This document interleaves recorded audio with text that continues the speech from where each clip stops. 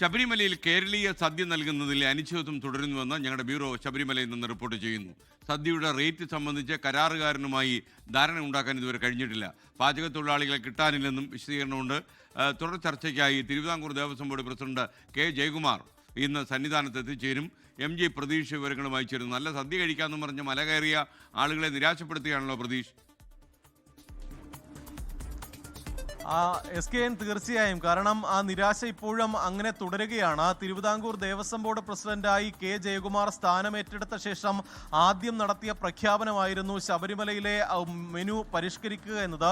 പായസവും പപ്പടവും ഉൾപ്പെടെയുള്ള കേരളീയ സദ്യ സന്നിധാനത്ത് വിളമ്പും എന്നതായിരുന്നു കെ ജയകുമാറിന്റെ പ്രഖ്യാപനം. ഈ ഡിസംബർ മാസം 2-ാം തീയതി മുതൽ സദ്യ വിളമ്പുമെന്നാണ് ആദ്യം പറഞ്ഞിരുന്നത്. പക്ഷേ ആ തീയതി പിന്നീട് മാറ്റി 5-ാം തീയതി ബോർഡ് യോഗം ചേർന്ന ശേഷം ഇത് തീരുമാനിക്കുമെന്ന് പറഞ്ഞു. പക്ഷേ ഇന്ന് ഇത്രയും ദിവസമായിട്ടും ഇക്കാര്യത്തിൽ ഒരു തീരുമാനം ഉണ്ടായിട്ടില്ല. അനിശ്ചിതത്വം ഇപ്പോഴും തുടരുകയാണ്. നേരത്തെ ഈ ഭക്ഷണത്തിനായി കരാർ നൽകിയിരുന്ന കരാറുകാരനുമായി ഒരു ധാരണയിലെത്താൻ ദേവസ്വം ബോർഡിന് ഇതുവരെയും കഴിഞ്ഞിട്ടില്ല. സദ്യയുടെ റേറ്റ് സംബന്ധിച്ചും ഇപ്പോഴും ഒരു അവ്യക്തത, ഒപ്പം കൃത്യമായ ഒരു തീരുമാനം ആയിട്ടില്ല. അതാണ് പ്രധാനമായും ഒരു തടസ്സമായി നിൽക്കുന്നത്. അങ്ങനെ ഒരു തീരുമാനം വരാത്ത സാഹചര്യത്തിൽ ഏതെങ്കിലും നടപടിയുമായി മുന്നോട്ട് പോയാൽ കരാറുകാരൻ നിയമപരമായി പോകാനുള്ളൊരു സാധ്യതയുണ്ട്. അതാണ് പ്രധാനപ്പെട്ട തടസ്സം. ഒപ്പം പാചക തൊഴിലാളികളെ കിട്ടാനില്ല, സദ്യ ഉണ്ടാക്കുന്നതിനും വിളമ്പുന്നതിനും അടക്കം തൊഴിലാളികളെ കിട്ടാനില്ല എന്നുള്ള ഒരു വിശദീകരണവും തിരുവിതാംകൂർ ദേവസ്വം ബോർഡ് നടത്തുന്നുണ്ട്. ഇന്ന് ബോർഡ് പ്രസിഡന്റ് കെ ജയകുമാർ സന്നിധാനത്ത് എത്തുന്നുണ്ട്.